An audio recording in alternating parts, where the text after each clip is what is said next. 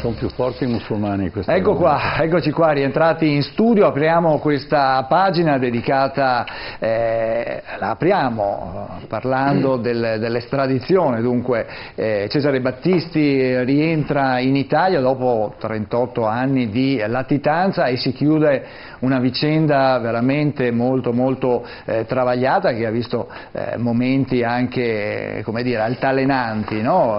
Sandonà, inizierei da lei per commentare un po' quello che è stato questo evento. Qui alle mie spalle vediamo tra l'altro il video che è stato realizzato per il rientro in Italia di Cesare Battisti. Sì, una latitanza, come ha detto lei, lunghissima, 37 anni, è stato fuori dall'Italia, sembrava che non dovesse ritornare più e non dovesse più scontare la giusta pena, ecco.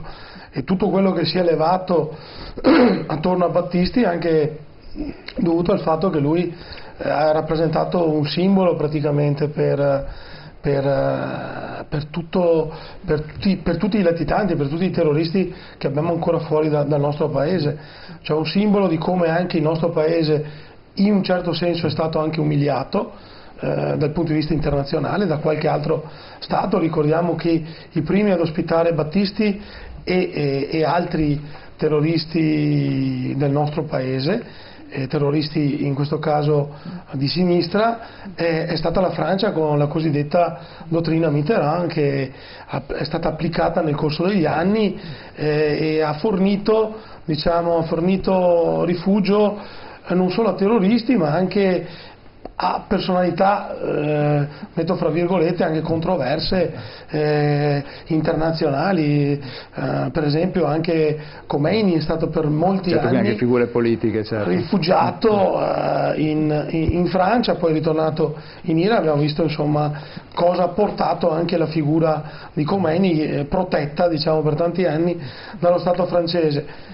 Il caso di Battisti è stato eclatante perché poi quando la Francia se n'è dovuta praticamente liberare, perché insomma era diventata una figura scomoda, perché il riconoscimento dei quattro omicidi insomma, certo, c'è stato, non si poteva discutere molto sulla validità dei processi e sulla efficacia della nostra giustizia, e poi insomma, la pressione aveva cominciato a diventare più forte e Battisti è scappato in Brasile, un altro paese amico fra l'altro del nostro paese, che l'ha però protetto, in barba diciamo anche le nostre pressioni insomma, che comunque ci sono state nel corso degli anni. Forse sono state timide, però ci sono state le pressioni. Adesso il cambiamento è stato forte non solo nel nostro paese ma anche in Brasile, in Brasile, quindi dice cambiamento politico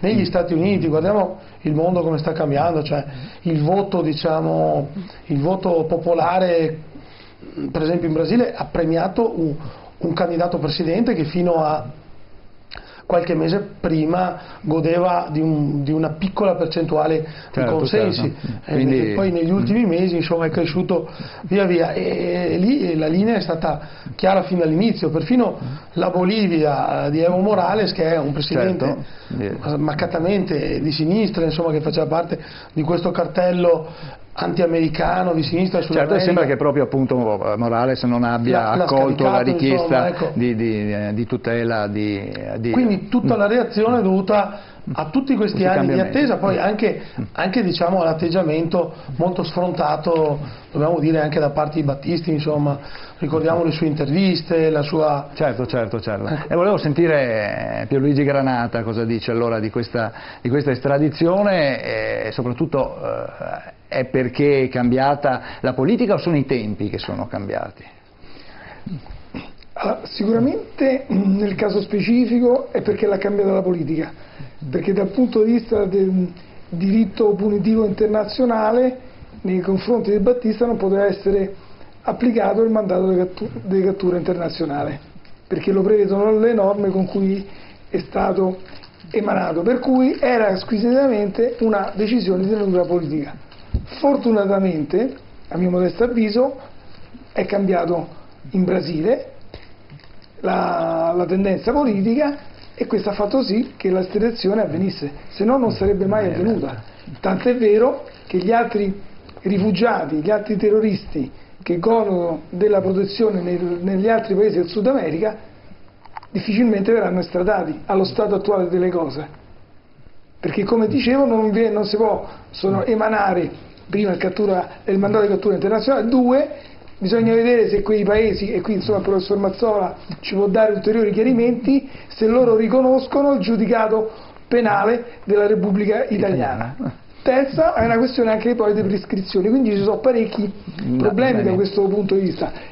Comunque, ecco, quello che volevo aggiungere, poi passo la parola agli altri presenti, non è tanto Battisti il personaggio più inquietante, ma c'è bene un altro che è stato, poi lo vedremo in seguito, Casimiri, che è stato addirittura attenzionato dalla commissione d'inchiesta sul caso Moro, e lì convierà poi spendere 2 parole perché è importante. Certo, dopo sentiremo anche gli altri. Allora, professor Mazzola, Granata l'ha coinvolta. Sì, ma io, vede, caso Battisti, no, io non è il caso Battisti, no, è il caso Santoro, è il caso Compagna, è il caso Torreggiani, è il caso Sabadini. Ossia, qua si dà lo spazio all'assassino, no? E si dimentica, si dice ci sono state 4 vittime. No, queste 4 vittime non sono 4 nomi, sono delle persone. E quindi c'è stato questo, chiamiamolo signore, no? Che si è arrogato il diritto di decidere quando questi che ho appena citato, no? Santoro, Sabadini, Torreggiani, no? E Compagna dovessero morire. È chiaro? Quindi è un superbo, è un atto di superbia. Questa è la superbia di quest'uomo e di tutti gli assassini terroristi vigliacchi come lui. Perché siccome si dice ex terrorista, no, intanto non è ex terrorista, intanto è un assassino, e allora bisogna dire assassino, non c'è ex assassino, come non c'è un ex morto, perché i morti sono morti, non è perché passa il tempo diventano ex, no, morti. E poi quando io vorrei, no, che invece di mostrare questa faccia... Questa era l'altra domanda, infatti, che volevo farle, no, a proposito di questo video che mi suscita ribrezzo, no? Mi suscita ribrezzo. Vorrei che fosse mostrate invece i cadaveri delle persone che lui ha assassinato, perché le persone a casa che guardano la televisione vedono questo gaglioffo, no? A volte sorridente, sprezzante, e non vedono cosa ha combinato. E allora il giudizio, il telespettatore lo può dare solo in questi termini, perché altrimenti non lo dà.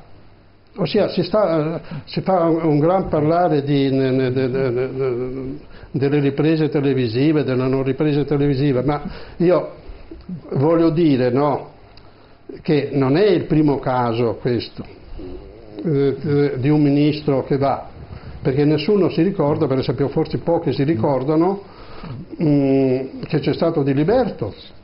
Allora, ma Diliberto in questo caso era andato a Ciampino, mi pare anche lui a Ciampino, ed era ministro della giustizia, e ha accompagnato la madre della Baraldini, che era una terrorista che veniva estradata in Italia, solo che Diliberto però se n'è andato via, onor del vero, si è andato via mezz'ora prima, però ha accompagnato la madre, e al posto di Diliberto è rimasto Cossutta, che era il presidente del partito dei comunisti italiani, che era al governo, e ha portato un mazzo di fiori a una terrorista. Ossia, questo viene taciuto. Viene taciuto che il nostro l'ultimo Presidente del Consiglio, prima dell'attuale, Gentiloni, quando era Ministro degli Esteri, è andato ad accogliere le 2 cooperanti italiane che erano state liberate. Quindi hanno ceduto tutti, ossia a questo fascino della televisione, quindi è un tratto comune, quindi non deve scandalizzare più di tanto, oppure bisogna scandalizzarsi sempre. Quando si dice ci si scandalizza per l'amor di Dio, dice perché c'è stata la dignità di questa persona, però io mi ricordo che non ho sentito tanti giornalisti, questi Peana oppure questi articoli critici quando è stato arrestato quello che poi è stato condannato, l'assassino di Iara, eppure l'abbiamo visto arrestare in tutti i modi, in ginocchio, però nessuno. Quindi cosa vuol dire? Che c'è ancora, e questo è il punto, non è tanto l'assassino, no? Questo malvagio, perché è una persona malvagia, e lo ripeto vigliacco, perché sono stati e bisogna qualificarli tali, perché non hanno mai affrontato ad armi pari, li hanno affrontati sempre alle spalle, oppure il rapporto di 10-1, e vengono adesso continuano a pontificare. Il problema è che si dà lo spazio, si pontifica, e c'è ancora questa rete, no? Questa rete di protezione, perché vogliono proteggere loro stessi per le malefatte che hanno fatto con gli articoli che scrivono. Questo è il punto. Sì, c'è questo protagonismo che altera la visione della realtà e soprattutto della giustizia, perché rimane protagonista l'assassino e invece le vittime scompaiono. Ma questo fa parte di una pessima comunicazione da parte dei media, qualunque questi siano, perché non si dà il senso della giustizia, perché dimenticare le vittime e mettere in prima pagina l'assassino è giusto farlo, però falsa le proporzioni. Prego, a lei. No, è vero, facevo una riflessione durante l'intervento del professore che era anche quella di quello che è stato vissuto dalle famiglie, per esempio delle 4 persone assassinate da Battisti in questi anni, perché non dobbiamo dimenticarci anche gli appelli televisivi da parte di qualche personaggio, c'era Vauro, c'erano dei personaggi insomma che fanno ancora televisione pubblica, che sono pagati con i soldi pubblici e che hanno firmato per esempio a favore hanno firmato un appello internazionale a favore di Battisti, quindi anche l'umiliazione, cioè quello che è stato vissuto. Noi abbiamo visto in questi giorni le interviste dei vari familiari, abbiamo visto una sorta di liberazione da una loro, cioè l'arrivo finalmente della giustizia anche nei loro confronti, perché erano vittime, sono stati vittime i loro padri, i loro fratelli, i loro congiunti, ma anche loro stessi. Ricordiamo che qualcuno porta ancora i segni in Torreggiani e in Carrozzina, quindi ne porta ancora i segni, ma ho visto una forma di commozione e di trasporto e di emozione fortissima da parte dei familiari, quindi per loro anche la vicenda del rientro di Battisti è stata una liberazione e un colpo fortissimo, insomma. Cosa hanno vissuto loro che non potevano parlare, perché erano quasi passavano da vittime a quasi carnefici nel nostro tempo. Ricordiamoci 10 anni fa come veniva vissuto, insomma, c'era una sorta di revisione, insomma, ecco. Certo, volevo far intervenire queste persone. Volevo far intervenire anche Gottardo su questo, e anche sul fatto che queste vittime poi si sentono doppiamente, come dire, vittime, anche perché queste persone sono protette poi alla fine. Certo, no? che si sentono doppiamente vittime, perché vedi, il problema non è il giudizio su questo sciagurato di personaggio. Chiamalo assassino. Sì, non aver paura, di chiamarlo assassino. Sciagurato personaggio, assassino lo devi chiamare. Scusate, non stavo dicendo non nessuna paura, perché è uno sciagurato che è pluriomicida, è condannato a 4 ergastoli, non è questo il punto, è che è l'ostensione dell'omicida, ecco, questo, che falsa la gerarchia della solidarietà dello Stato, questa ostensione pubblica che falsa l'equilibrio e anche la gerarchia delle cose. Ecco, la mia preoccupazione è su questo metterlo in primo piano, questo renderlo quasi un eroe, questa sua. Se poi vogliamo davvero avere un precedente, non è tanto quello del ministro che hai citato tu, che poi ha fatto carriera come presidente della Commissione per i diritti umani e così via, ma anche Alfano.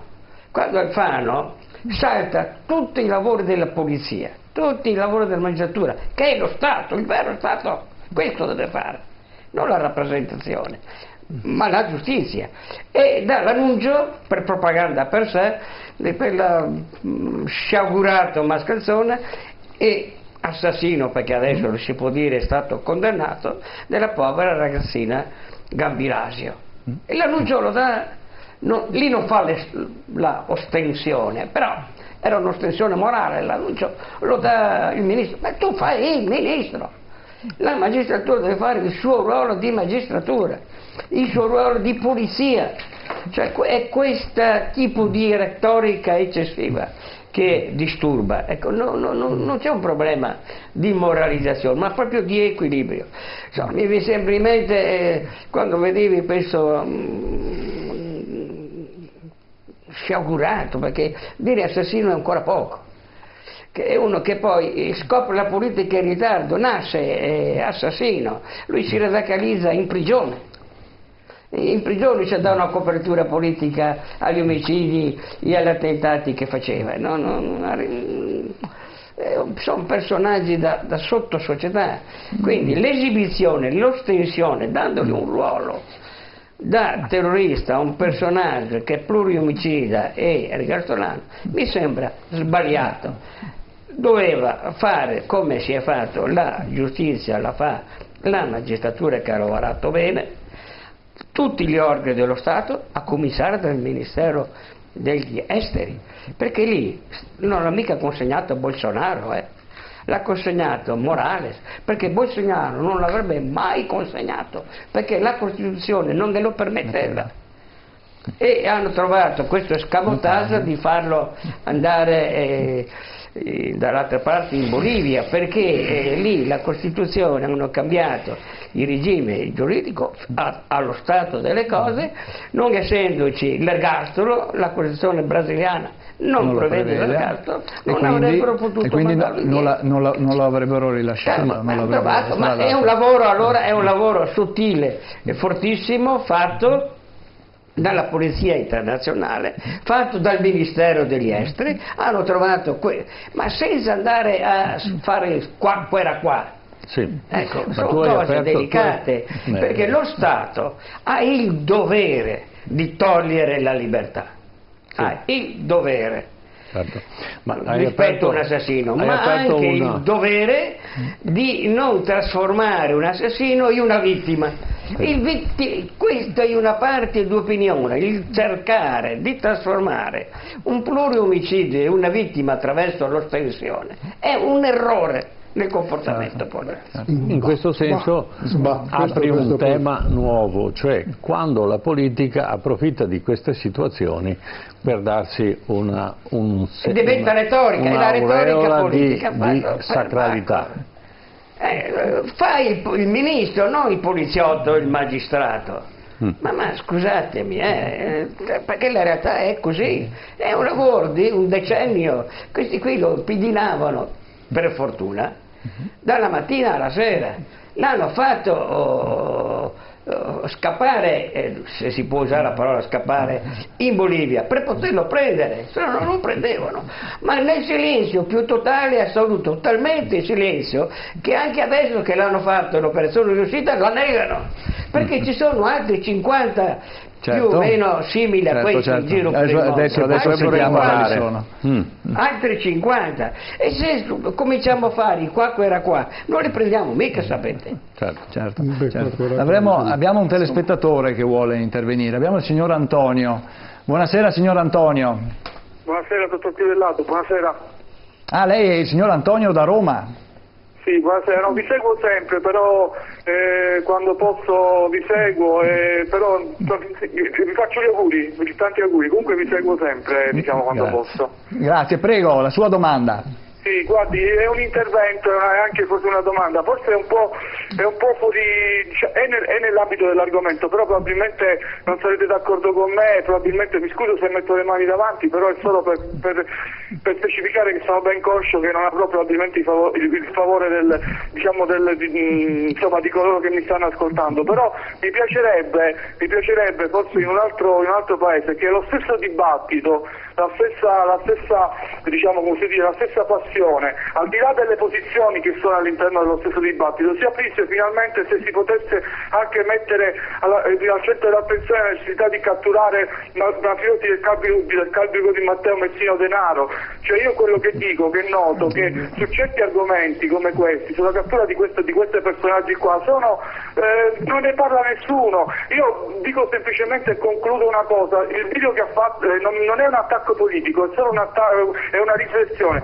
Il video che ha fatto il ministro Bonafede, dove si vedono le carceri, la consegna del detenuto agli agenti penitenziari, se lo avessero fatto avessero ripreso la stessa situazione con un dottor Rina, questi agenti penitenziari avrebbero sicuramente rischiato la vita, si sarebbe messi in pericolo la loro vita. Allora, per carità, si può anche fare, io dico semplicemente, ma perché non lo si fa allora a 360 gradi? Perché non si apre anche un dibattito? Perché, concludo dicendo, il titolo è terrorismo rosso e nero a cui protest. Allora io potrei rispondere provocatoriamente, e concludo, mafia, 'ndrangheta e camorra a cui protest, e concludo qua. Certo, grazie. Scusate, grazie la possibilità di avermi fatto esprimere il mio parere. No, grazie a lei. È una considerazione che avevamo fatto anche noi, perché effettivamente si parla dei latitanti, dopo vedremo quali sono anche quelli all'estero, hermano, però l'Italia è un paese dove un provenzano è rimasto latitante per tantissimi anni,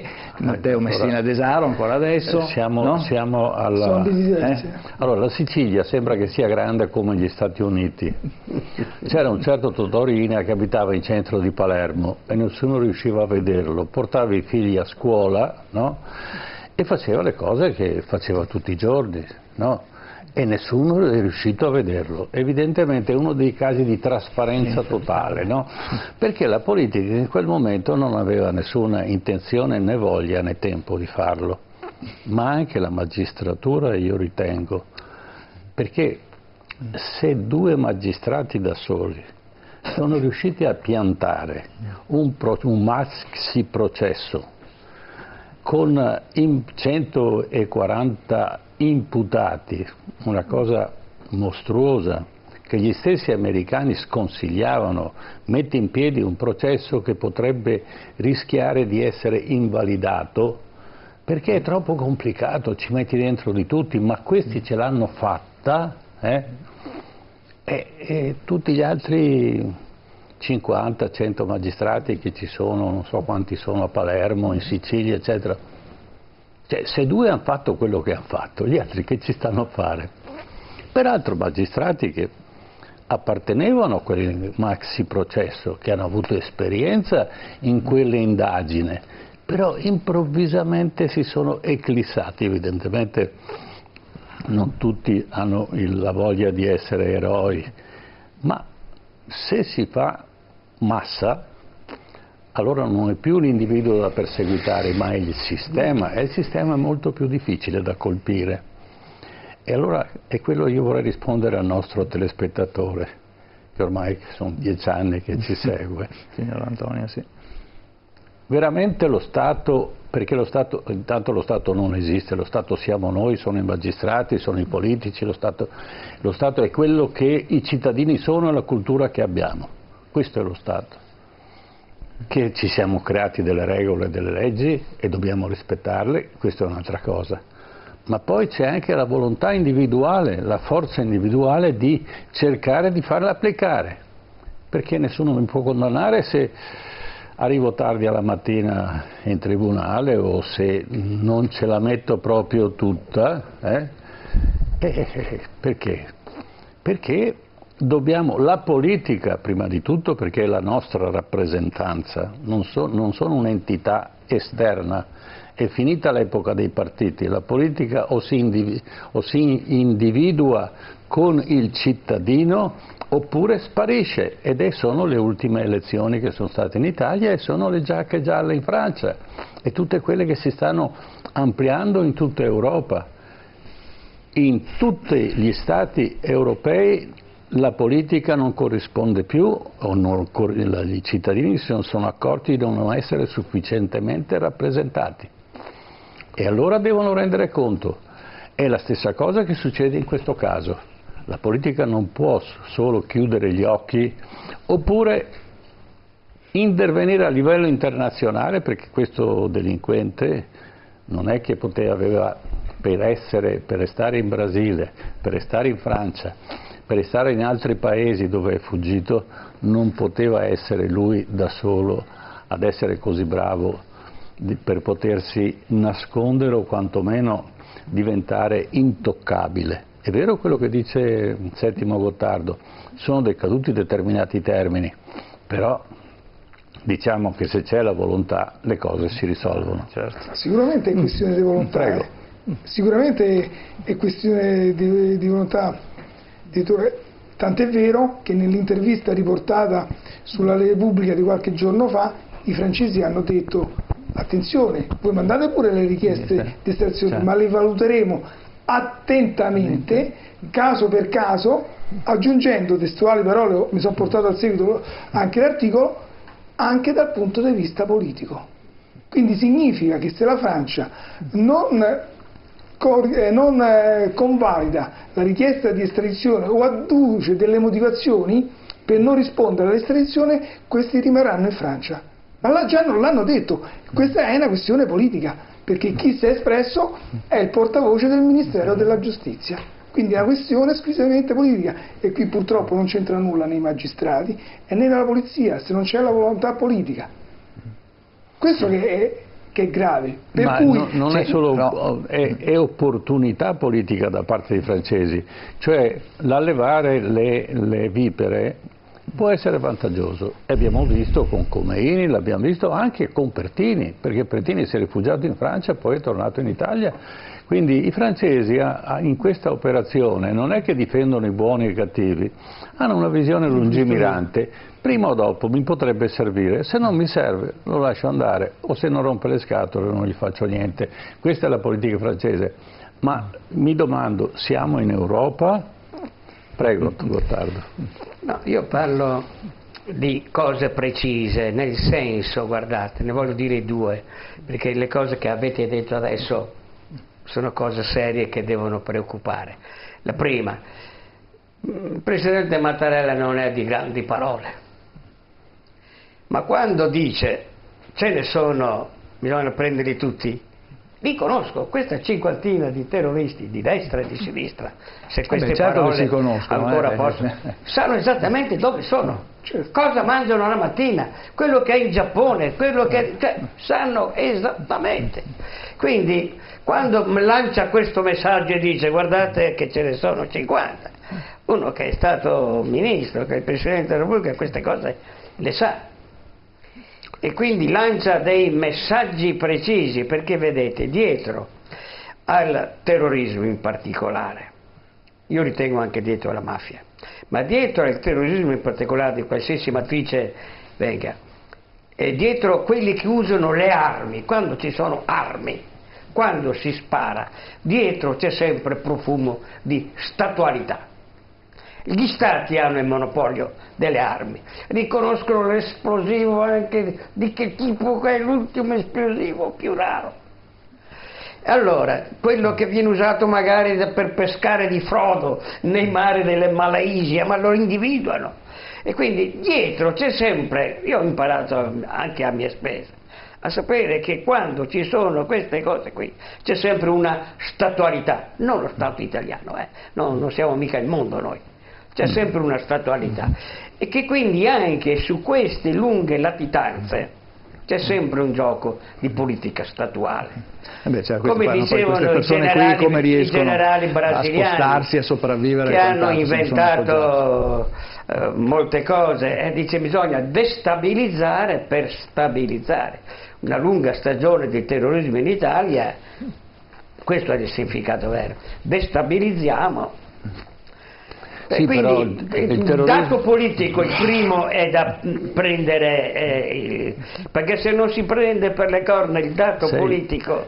Sei un provocatore. Allora, si sa per certo che in queste organizzazioni terroristiche dietro c'era la mano di molti stati. Assolutamente. Inglesi, francesi, soprattutto americani. La CIA, e quindi si muovevano in questa direzione. Io ho avuto... avvocato, prego. Anche KGB. Certo, non solo. Anche KGB. Molte volte assieme. Molte volte assieme non lo so. Sì, nel caso Moro. Io voglio ricordare che Curcio e Franceschini, no? Erano a Radio Praga, no? Lavoravano a Radio Praga, ancora siamo prima ancora degli anni 70. Ma e ritorno su questo, perché se lo allarghiamo andiamo avanti, ossia meriterebbe ore e non 5 minuti. Ma per ritornare a quello che è l'argomento, e quindi non farci fuorviare dal fatto che uno abbia ceduto alla civetteria, di farsi pubblicità o di mostrarsi in televisione, no? Ecco, quello è un peccato rispetto a quello principale, è un peccato veniale. Non facciamoci fuorviare, ossia il problema è andare a vedere le coperture di cui godeva questo soggetto, cercare di rimuovere le incrostazioni che ci sono. Io posso dire, potrei andare avanti una serata con episodi personali. Io posso dire questo, uno tra i tanti. A un certo punto mi sono stancato, no, di sentire dire che Curcio, no, non aveva commesso delitti di sangue. Questo continuavano a dirlo in televisione. Dico per il telespettatore che non sa chi è Curcio, no? Renato Curcio è stato fondatore assieme a Franceschini, Moretti e altri delle Brigate Rosse, e nel caso di specie è stato condannato per l'omicidio di mio padre, d'accordo? Quindi è un assassino sotto questo profilo, chiaro? Allora si diceva in televisione, sui giornali, in televisione, primo canale, secondo canale, non ha commesso delitti di sangue. Finalmente sono riuscito a parlare una sera con la redazione del TG1 e dire: ma guardate che nel Curcio è stato condannato in primo grado, Corte d'Assise di Padova, è un assassino, c'è già una condanna, non è definitiva, però è condannato in primo grado per omicidio. Sai cosa mi è stato risposto? E poi noi abbiamo ordine di fare passare questa notizia. La televisione di Stato. Allora, tant'è che se tu ti ricordi, no? Ti ricordi quando poi ancora tra il primo e il secondo grado si doveva celebrare il processo d'appello nella Corte d'Assise d'appello di Padova, il Presidente della Repubblica Cossiga, allora era Presidente della Repubblica Cossiga, voleva firmare la grazia. Il decreto di grazia, che aveva detto al ministro, che allora era Martelli: prendine 3, sottoponne 3, quelli che vuoi io te li firmo. Questo ha detto il Presidente della Repubblica Cossiga. E allora noi, famiglia Mazzola, mia madre, io, i miei fratelli, no? Abbiamo rinunciato alla cittadinanza, d'accordo? Perché abbiamo rinunciato alla cittadinanza? Perché il decreto di grazia io non potevo impugnarlo perché è di alta politica e quindi era insuscettibile di sindacato da parte del giudice. Allora il ragionamento che abbiamo fatto, mettendo a repentaglio quella che è la nostra posizione lavorativa, perché io all'università, mia sorella all'università, avremmo perso il posto di lavoro, come si dice, noi abbiamo detto: noi, caro Presidente, quello che ci lega è la cittadinanza. Allora io ti taglio questo cordone e tu gli potrai dare la grazia, però non gliela dai più a nome mio perché tu rappresenti le nazioni e anche me. Io ti taglio questo e tu non gliela dai. E allora queste sono le incrostazioni che si devono rimuovere. E tu che sei democristiano, che eri democristiano, e a proposito di rose rosse, sono rimasto democristiano. Sei rimasto democristiano, allora tu conosci perfettamente chi era Flaminio Piccoli, i telespettatori forse non se lo ricordano, presidente della DC, che è venuto sui giornali, credo, però non è mai stato smentito, che ogni volta a giugno, non mi ricordo il giorno esatto, andava a mettere una rosa rossa sulla tomba di Margherita Cagol. Margherita Cagol, che era terrorista, una moglie di Renato Curcio, che è morta in un conflitto a fuoco con i carabinieri. Una compagna, quello che era, una compagna in tutti i sensi, alla Cascina Spiotta in un conflitto a fuoco con i carabinieri, però il presidente della Democrazia Cristiana, così riportavano i giornali, metteva una rosa rossa sulla tomba di Margherita Cagol, però non andava a mettere la rosa rossa sul carabiniere che la Margherita Cagol aveva ucciso. Hai capito? Queste sono le incrostazioni, e allora certo, capisci il perché c'è questa cordata di sottoscrizione, perché c'è ancora tutta questa incrostazione che deve essere rimossa. E questo deve essere detto. Ecco perché allora vedete in televisione, sui giornali, tutto quello che c'è attorno a Cesare Battisti. E se non rimuovi questo non fai giustizia, e non fai giustizia alle vittime. Per esempio io ancora sto aspettando, e non lo saprò mai, no? Chi era il quinto quando hanno assassinato mio padre. Io sono convinto che c'era un quinto, e sono i pentiti che hanno goduto dei benefici, il pentito che ha goduto dei benefici, che non ha mica detto chi era il quinto. E sai cosa sono i pentiti? Te lo dico io chi sono i pentiti. Te ne dico uno: Martino Serafini, vedi, io ti faccio nome e cognome, condannato per l'omicidio di mio padre, d'accordo? E quando eravamo in corte d'assise qua, siccome siamo in uno stato democratico, passavamo tutte e due, no? Sotto per lo scanner del radar. Quando mi si è avvicinato, sai cosa dico? Adesso siamo in ora notturna, posso dirlo. Sai cosa mi ha detto? Che cazzo vuoi tu qui? Chiedo scusa ai telespettatori, l'assassino di mio padre. Dopo 3 minuti andava davanti alla corte e faceva tutto il pentito. E subito dopo la condanna ha chiesto la grazia perché aveva una figlia. E allora quando cominci a dire di queste cose, allora tu capisci tutte le incrostazioni che ci sono, allora capisci che la vittima non è l'assassino che va in televisione, la specularizzazione, è quello che tu come parte civile devi sopportare, perché tutto il nostro ordinamento è fatto per proteggere l'imputato, ma per la parte civile, no? Si è dimenticato, tu sei buttato lì.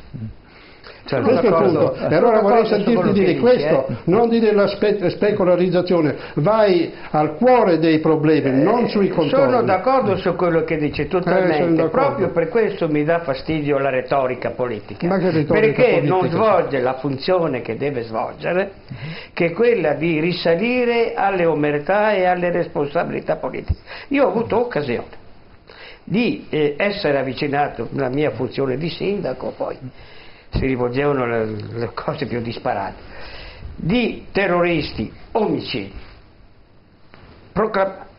proclamati assassini non solo dalla giustizia, ma anche dalla propria stessa confessione, sia di destra sia di sinistra, se queste parole possono essere utilizzate. Ma dalle due confidenze che ho ricevuto, protagonisti molto importanti purtroppo di questa fase, la mia impressione è che loro erano tutti infiltrati, sia gli uni che gli altri, tutti infiltrati.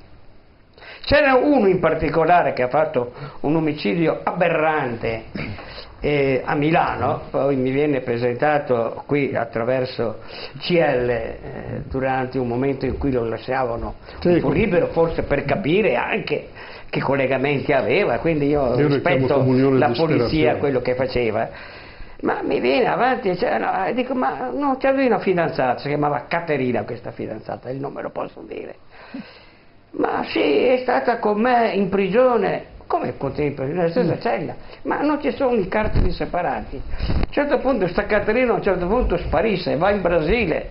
È chiaro che era un'infiltrata, ma è chiarissimo. non in trasmissione, ma posso fare altre cose. Quelli di destra, scusatemi, oggi, in questi giorni a Bologna c'è l'ennesimo processo della strage di Bologna. Oggi. Sì, ma stai facendo e una ancora non ne vengono enorme. fuori perché ci sono delle omertà della politica, qui la che mettersi qui a mostrare l'ostensione dell'assassino di turno. Ma chi sono devono togliere i veli. Chi sono gli infiltrati? Sono filtrati, guardate, dei servizi di mezzo mondo. Come? Dei servizi di mezzo mondo. Quindi sono dei provocatori, non degli infiltrati. Provocatori, di fatto sono infiltrati, ma scusate, non vi ricordate mica all'epoca della Brigata Rossa? Il ministro era il buon rumor che avevano infiltrato un frate, no? Frate Mitra. Frate Mitra. E che poi questo rumore ha pregato, io ero presente, un imprenditore di Vicenza, Maltauro, il vecchio Maltauro, perché lo assumesse e lo portasse a lavorare in Iraq. Maltauro stava lavorando al porto di Ambaradas, ma dico, chi l'aveva messo lì? Quindi c'è delle responsabilità, dei veli, che chi è ministro degli interni non può non conoscere. Chi è ministro degli interni non può. Allora, per i nostri telespettatori, allora ricordare ostensione del delinquente di turno, contribuisci a tirare via dei veli. Io capisco che è difficile. Stai facendo un cocktail di cose incomprensibile. Certo, allora, quello che dicevi era fratello Mitra, quello che tu chiami fratello Mitra, che aveva fatto il guerrigliero in Sud America, era ritornato in Italia ed è stato lui, il generale della Chiesa, a fare arrestare Curcio e Franceschini. Questo non è che fosse un infiltrato, siccome era in contatto con i carabinieri della Chiesa e ha fatto arrestare Curcio, ossia dici le cose, le butti lì e forse non conosci tutto. Sì, ma ci sono posso tenere un velo di riservatezza anche per la mia personale incolumità. Sì, e rischia la tua personale incolumità. Che ho incontrato per persone che ho incontrato personalmente. Certo, Gottardo. Ma caso strano, proprio questi infiltrati spariscono, no? E gli infiltrati sono di due tipi, che ne conosca io. Quelli che, diciamo, spiano all'interno dell'organizzazione e riferiscono alle forze dell'ordine, e sono quelli invece che istigano e che finanziano le organizzazioni. E allora ne abbiamo, visto che siamo sempre a Padova, e Padova è stato un po' il cuore di tante situazioni incresciose, abbiamo l'epoca di Piazza Fontana, dove vengono incriminati dei padovani, e sono tre in particolare, e Freda, Ventura e Loredan. Loredan sparisce, poi parlo dell'inchiesta che fa il giudice Stiz a Treviso, perché a Treviso si consolida tutta questa attività, diciamo, di destra, e a spingere questa attività di destra, a creare questa situazione, è un certo Conte Loredan di Venegazzù.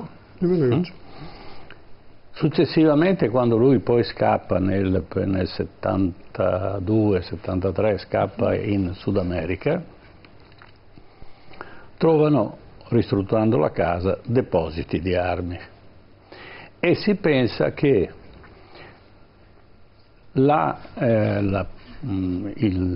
l'esplosivo che fu usato a Piazza Fontana provenisse dai razzi che si lanciavano una volta per evitare l'arrivo della grandine. Quindi lui aveva una grande tenuta e aveva in serbo una certa quantità di questi razzi che aveva svuotato e poi consegnato, ed frequentava la sua casa Lorenzon, Freda, Ventura e poi Zorzi e altri.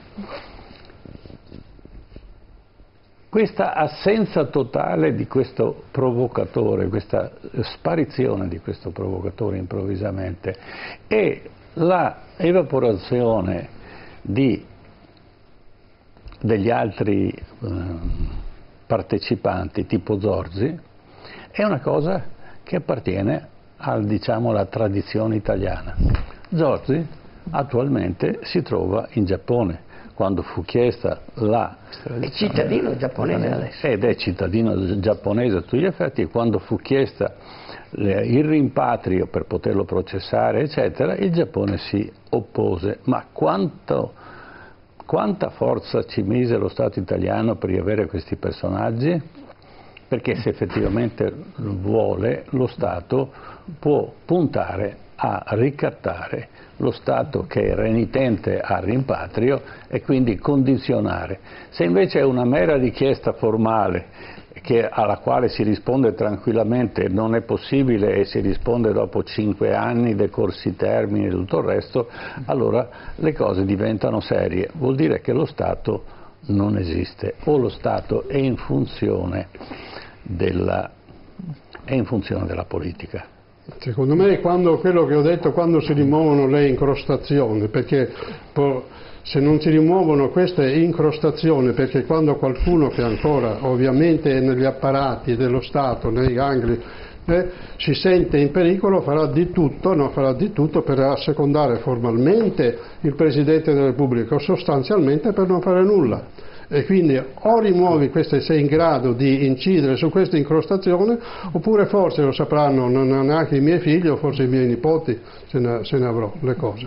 Tutto questo, perché attualmente vista la reazione, e questo è il punto, visto la reazione che c'è, credo che difficilmente si riuscirà. Perché poi un conto che il Presidente della Repubblica, al quale io mi inchino, dica, e io spero che ognuno di questi assassini venga preso e tradotto in Italia, dubito nei fatti per quello che ho detto, nei fatti è questo, perché le incrostazioni sono tali che frustreranno qualsiasi reale tentativo, ossia si risolverà. Oppure qualcuno proprio da dare così per accontentare prenderà qualcuno, però qualche altro che invece potrebbe rappresentare un vero pericolo continuerà a rimanere tranquillamente dove è. Certo. Punto. Professore, sai chi poi che ha dato provvigioni in liquido al conte Loredan? Sì. A chi ha venduto la villa il conte Loredan per andare via? Alla Banca Popolare di Montebelluna, alla Banca Popolare Veneta. E quindi ha creato liquidità e è scappato in Sud America. Sì. Le connivenze sono sempre molto complesse. Ecco, questo... Certo. Quindi le banche sono equidistanti tra politico e politico. C'è l'argent che fa la guerra. È il cittadino che non conta niente per le banche. Quindi le incrostazioni politiche, le responsabilità. Allora viaggiava la Democrazia Cristiana alla grande, e vorrei ricordare che alla vigilia di ogni elezione, e le elezioni erano abbastanza soventi, ogni 9 mesi circa. Sì, ogni 9 mesi si cambiava, si facevano le elezioni, si andava a votare, regolarmente un mese prima, 2 mesi prima delle elezioni c'era sempre un attentato. E allora si parlava di un equilibrio destra e sinistra, la Democrazia Cristiana gli opposti estremismi. Scusa? Si chiamavano gli opposti estremismi. Sì, ma soprattutto la gente vedeva in quel momento, anche se diciamo non era perfettamente allineata alla Democrazia Cristiana, vedeva la Democrazia Cristiana come un partito al di sopra delle parti che poteva in qualche maniera, e se ne avvantaggiava durante le elezioni. Difatti quando si arrivava alla vigilia delle elezioni, mi ricordo, adesso scoppia qualcosa, e regolarmente scoppiava qualcosa. Chi ha la mia età se lo ricorda, prego. Certo, Granata. No, io voglio aggiungere qualcosa, no? A mo' di chiosa di quello che diceva il professor Cianzi e quello che diceva l'onorevole Gottardo. La cartina di tornasole l'avremo in futuro. Io prima ho rammentato la posizione ufficiale del Ministero della Giustizia francese, che ha già messo le mani avanti, una sorta di paletti che valuteranno con cautela e in profondità una per una le richieste provenienti dall'Italia, ripeto, valutando anche l'aspetto politico, e questo è molto grave. Certo. Un aspetto. L'altro aspetto, vedremo i rapporti di forza che lo Stato italiano potrà instaurare nei confronti degli Stati del Sud America. Uruguay, Paraguay, poi in Uruguay, se non sbaglio, c'è questo latitante Casimirri, dove l'altro giorno Fioroni, Nicaragua, Fioroni, presidente della commissione sull'omicidio Moro, ha gettato degli interrogativi molto inquietanti, appagando la possibilità che Casimirri abbia goduto di quelle famose protezioni che si parlava in questo studio ad alto livello, addirittura indicando degli aspetti veramente misteriosi, nel senso la fuga di notizie, le coperture, i flussi finanziari. Casimirri ormai difficilmente rientrerà, perché addirittura paradossalmente, e questo purtroppo è un ulteriore danno alle vittime, è un noto chef, famoso a livello mondiale, e non ritornerà. Questo è il grosso problema. E purtroppo, senatore Gottardo, la verità difficilmente si avrà, perché non c'è riuscita una commissione antimafia guidata da una persona per bene come Fiorani, dove loro purtroppo hanno rinunciato a stabilire la verità. Per quanto riguarda le altre ipotesi sugli attentati terroristici, sono stati scritti parecchi libri. L'ultimo libro l'ha scritto il dottor Mastelloni, adducendo delle ipotesi, motivando certe strategie, e lui è una persona esperta in questioni di terrorismo internazionale. Però ha fatto diverse inchieste. Esatto, però la verità non la vedremo mai, tant'è vero che lui ha una certa interpretazione della strage di Bologna, altri invece la verità ufficiale è un'altra, che è stata addossata ai neofascisti. Però di certo non c'è nulla. Da quanto ho capito io, da molte cose, non c'entra assolutamente niente. È la tesi del dottor Mastelloni. Lui parla della pista medio-orientale, ma grazie a chi? Al famoso lodo Moro. Però qui adesso apriamo altre dici. Vuole rapidamente cos'è il lodo Moro? Era una sorta di trattato informale stipulato con i paesi medio orientali. Si concedevano delle garanzie anche in termini purtroppo di impunità nei confronti dei terroristi. Lo dico in maniera molto volgare per far capire anche agli spettatori, per cui veniva considerato anche il passaggio, una certa di tutela anche durante le fasi delle indagini, in cambio dell'incolumità dei cittadini italiani, nel senso che così veniva garantito l'ordine e la sicurezza dello Stato italiano. Ma se posso aggiungere, completo, passaggio in senso lato, no, non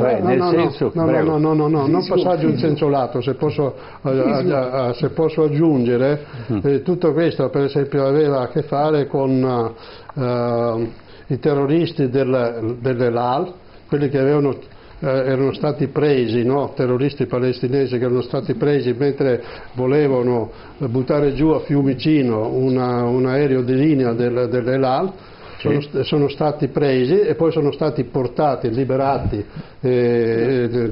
ossia nel lodo Moro, sono stati portati in Libia o in Algeria, non mi ricordo, ed è la tesi del dottor Mastelloni, che poi è stato proprio per i servizi segreti del Mossad, che hanno tranciato e quindi hanno manomesso i cavi di comando di un aereo del largo 16 qui a Tessera, proprio perché per vendetta nei confronti, perché quello era l'aereo che era servito a portare i terroristi dall'Elal, dall'Italia, dove erano detenuti o in Libia o in Algeria, non mi ricordo. Era questo il lodo Moro.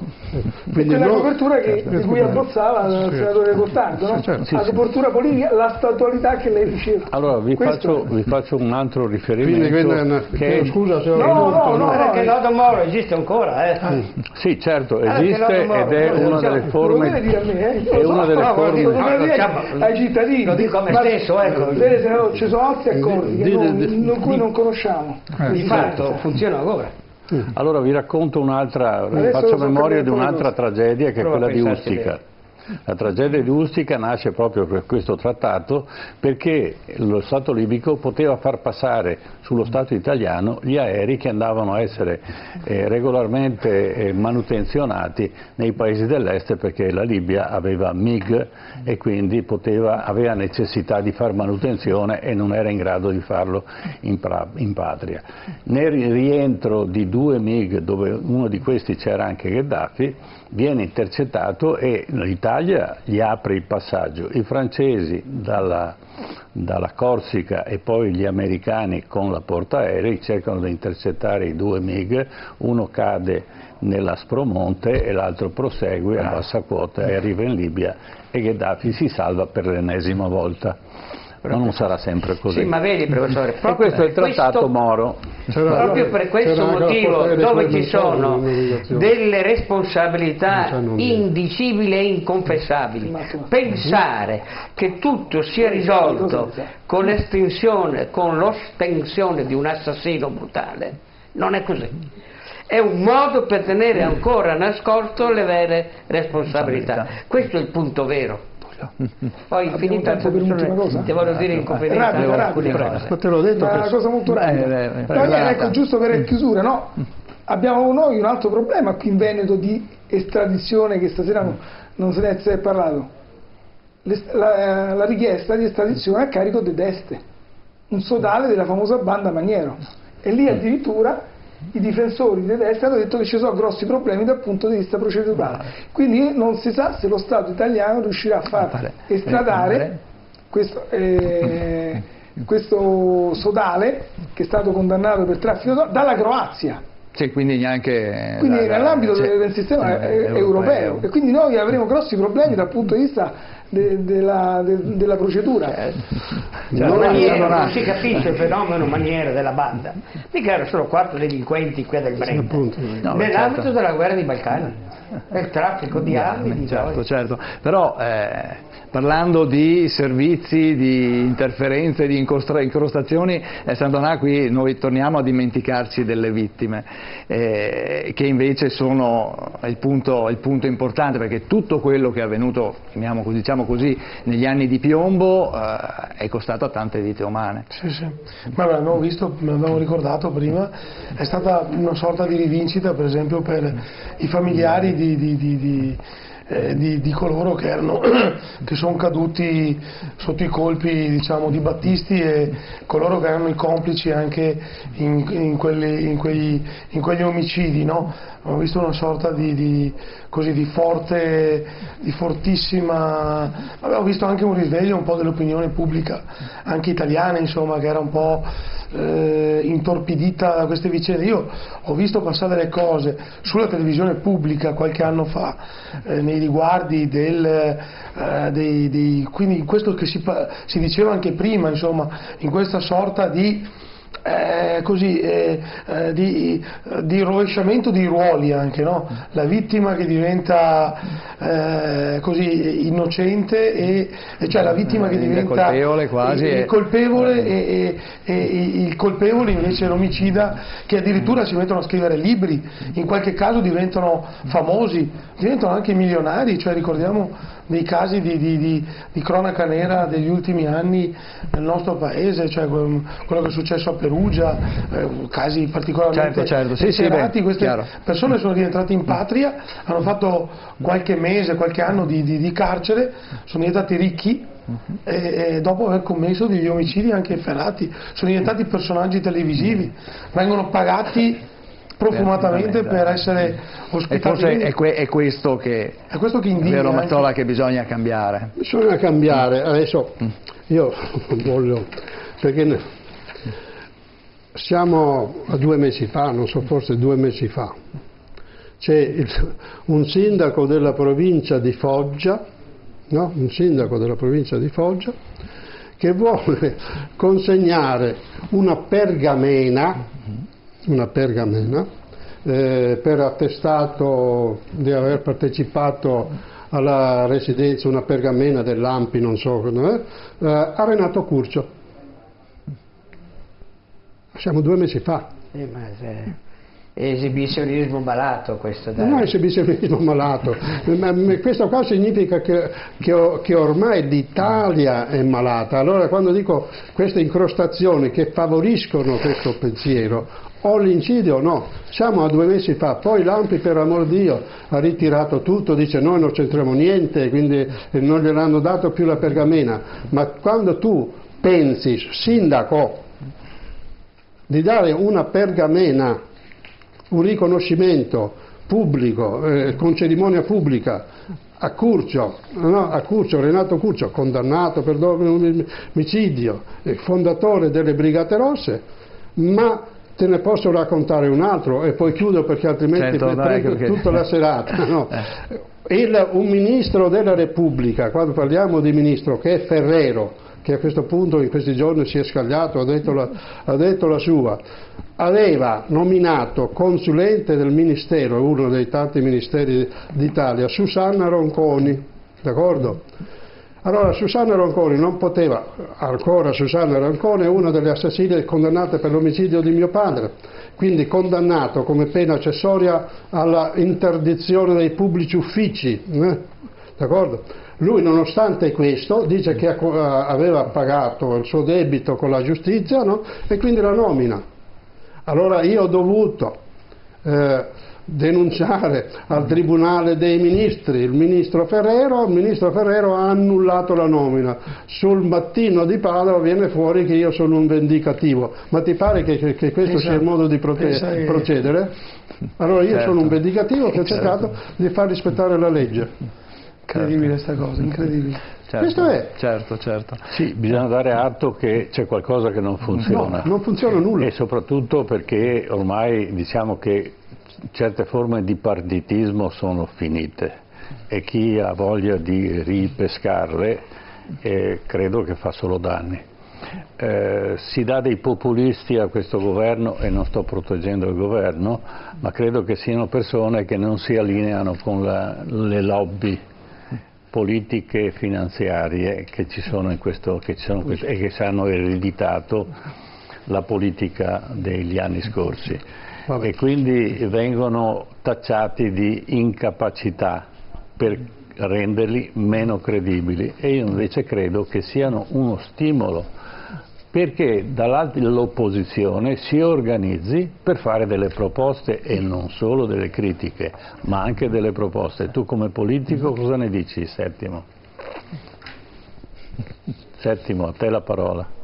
Cosa ne pensi? No, io su questi, essendo un periodo che ho anche vissuto direttamente, ecco, da amministratore pubblico, quindi in qualche misura mi arrivavano agli orecchi le varie fonti. Io dico che è tutta una fase che va ancora tutta rilevata, cioè siccome sono passati ormai decenni, io credo che i partiti di allora non ci sono neanche più. Non ci sono più neanche i personaggi, l'ultimo grande Belzebub. No. Rimane la nostalgia. No, vabbè, ma insomma, un'operazione verità è ora di farla, però la verità non si trova solo negli archivi del Ministero degli Interni e della Difesa italiana, si trova negli archivi americani, si trova negli archivi del Mossad, cito questi non a caso, negli archivi del Vaticano. Si trova negli archivi del KGB. Vaticano. Oppure della ex repubblica della DDR tedesca, cioè, però dico, è un momento in cui gli storici devono svolgere anche una funzione di verità e quindi di vera politica, perché questi fenomeni erano tutti fenomeni che in un modo o nell'altro erano diciamo copartecipi, eterodiretti, dai. Poi veniva fuori quando scoprivano qualcuno, diceva ma quello era un servizio deviato, lo diventava deviato, per quando lo prendevano con le mani nella marmellata, deviato un corno, era un sistema su cui merita veramente ancora la verità, perché altrimenti non si capisce. Sulla strage di Bologna, io sono della tesi di Mastelloni, ma non perché l'ha scritto Mastelloni, ma perché io ho delle fonti di protagonisti che me l'hanno detto. ma non è pensare che siamo al quinto processo, che Moro ne abbiano fatto altrettanti 5, non si sa come è avvenuto. Cioè queste scene, queste sceneggiate, oppure di tenere buona la gente facendo l'ostensione dell'assassino. Io credo che dopo alcuni decenni siamo maturi, perché molte carte, molti archivi e le tracce ci sono, perché quando ci sono le spie, la verità venga gialla, chi dirige, guardate, nella regola di tutti gli stati di tutto il mondo, ogni spia è una controspia, che fa il rapporto. I rapporti non sono mica solamente dello spione, i rapporti sono anche del controspione, quindi gli archivi sono pieni, si può arrivare alle responsabilità. Molta classe politica che ha diretto è scomparsa, non c'è più. E quindi potrebbe essere il momento buono. È che ci sono anche equilibri internazionali, vedi Ustica, che rende complessa l'operazione. Certo, dobbiamo fermarci qua perché il tempo è scappato via.